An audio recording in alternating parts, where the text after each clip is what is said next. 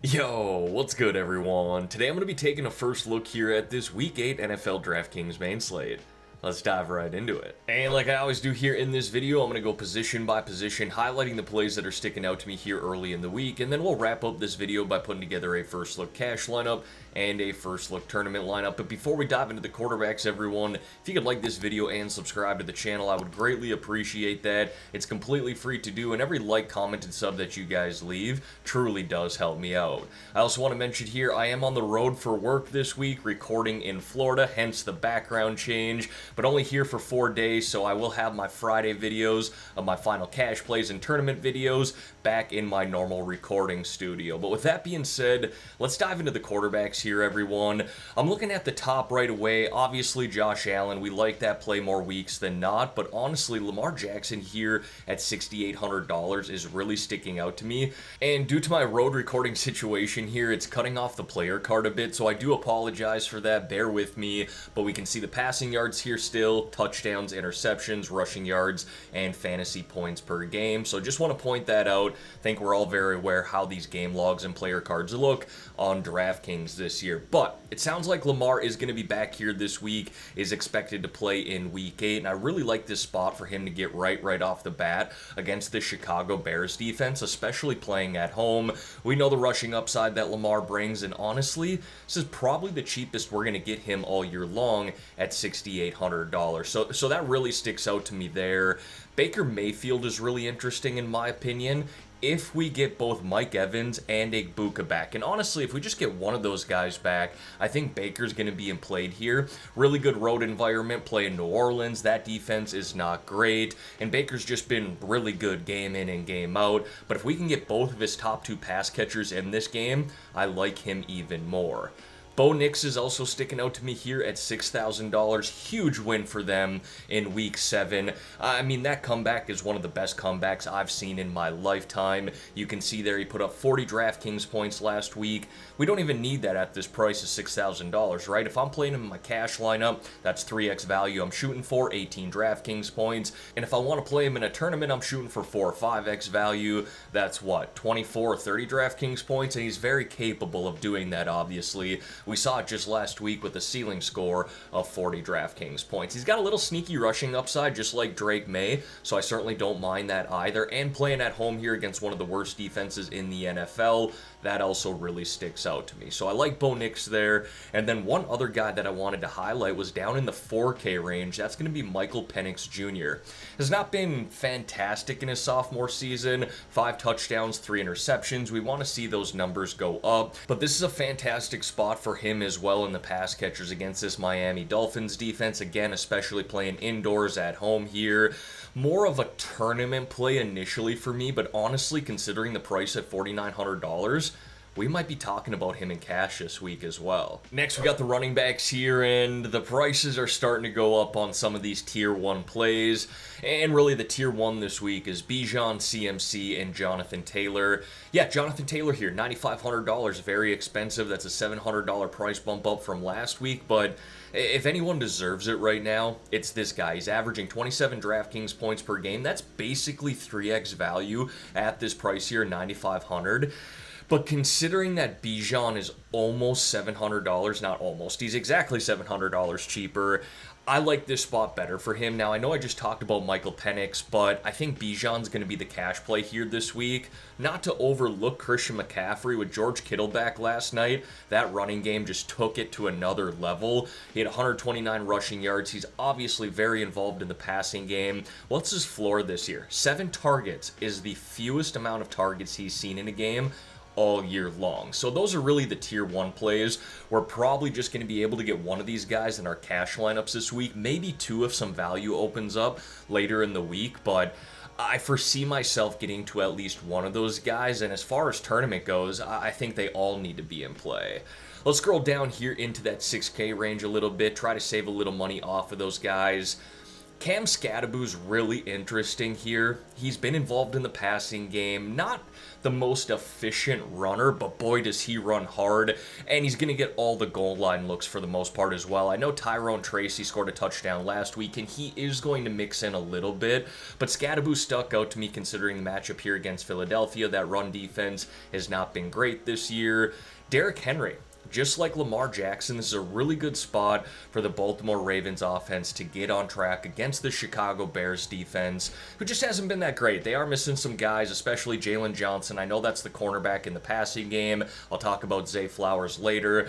But Derrick Henry at $6,000, again, just like Lamar, this might be the cheapest that we get him all year long. And I'm a little hesitant to say that he's a cash game play, but we might be talking about that as well. He is for sure going to be in tournaments. Again, that price is just a little too cheap, in my opinion. I also think DeAndre Swift is interesting in that game. That Baltimore defense has not been great. Now, they could be getting some guys back here healthy in Week 8, so something to keep an eye on, but I like what I've seen out of DeAndre Swift, and this offense is really just starting to figure it out more and more each and every game with Ben Johnson as their head coach and offensive coordinator. Coming off 2 games here, 24 and 29 DraftKings points. Really like to see that. I like his involvement in the passing game as well, especially in a game that they likely are going to be trailing. I know Baltimore has not been good this year, but considering they're getting Lamar back this week, I'd like to think they're playing with a lead for the most part. But Swift is someone we need to keep an eye on here. I think for both cash games and tournaments this week.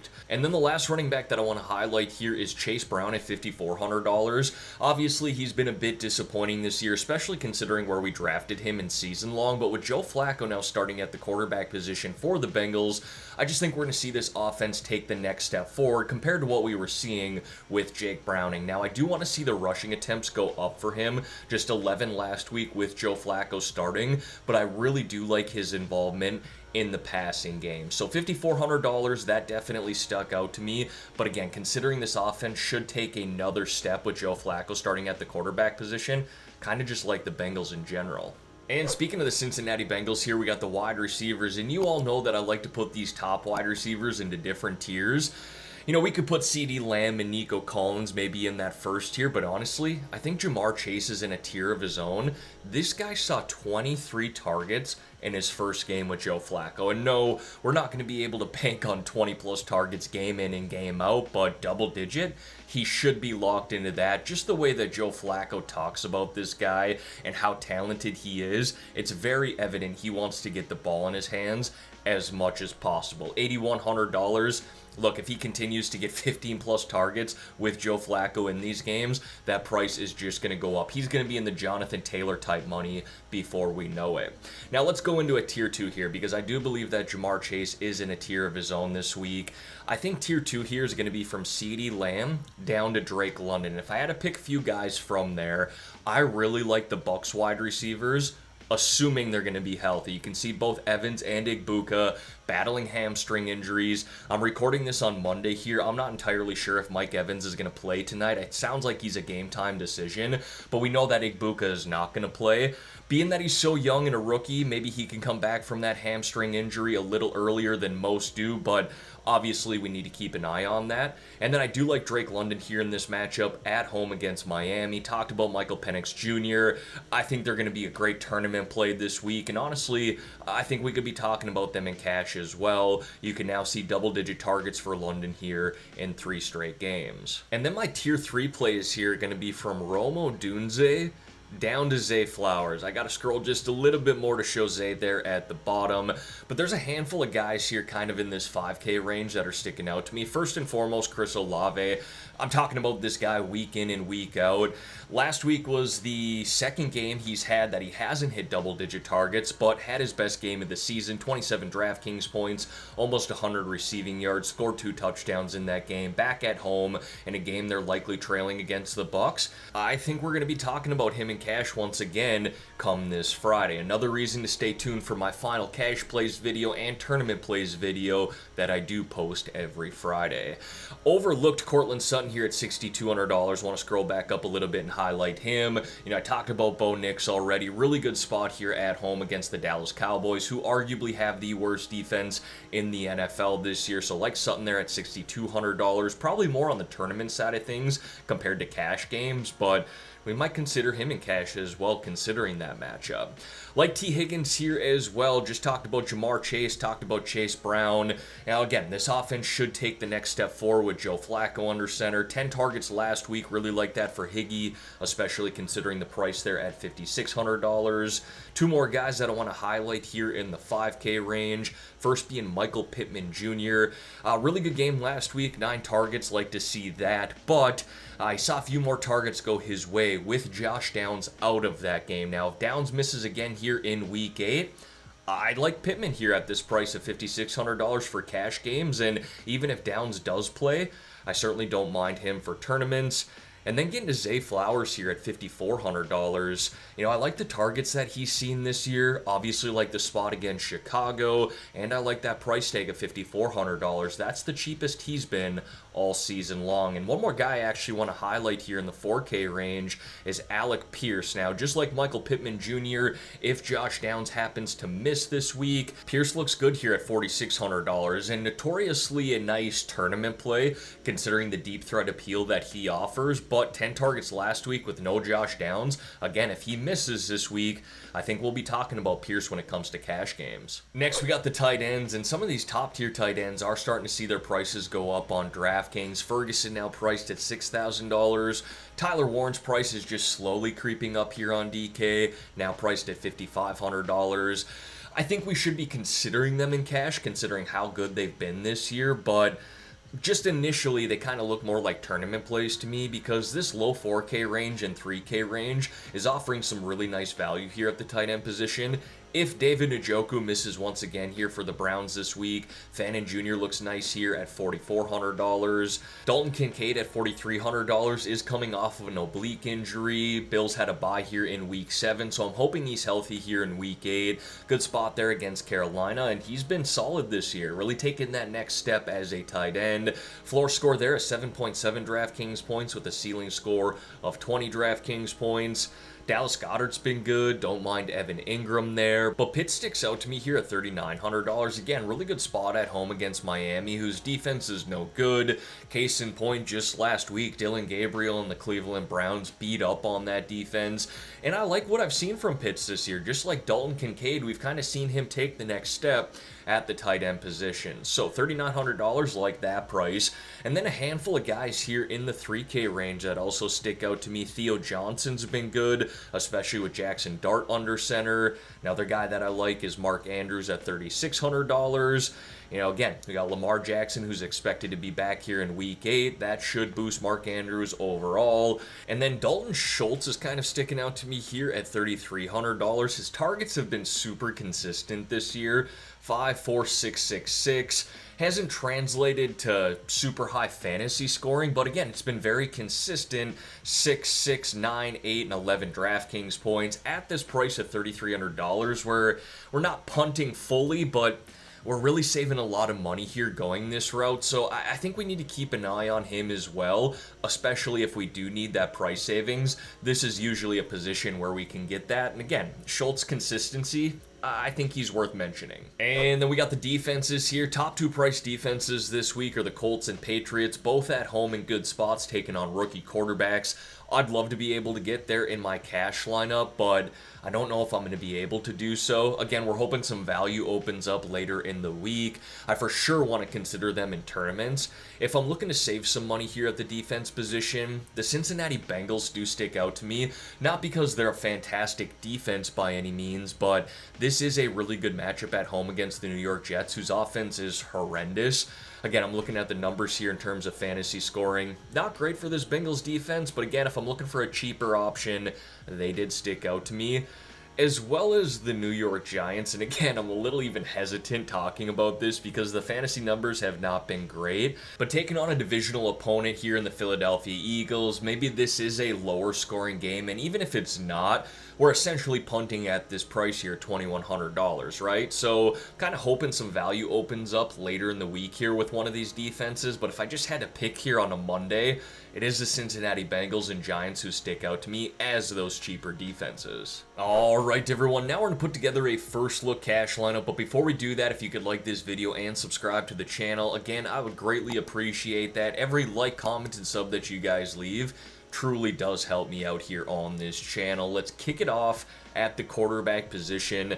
Lamar Jackson at $6,800. Again, if he's fully healthy here in this matchup at home against Chicago, this is probably the cheapest we're going to get him all year long. Now, these tier 1 running backs, I think it's Bijan for me initially here. I'm going to go with him, and then I have to save a little bit of money here, so I'm going to go with Chase Brown at $5,400.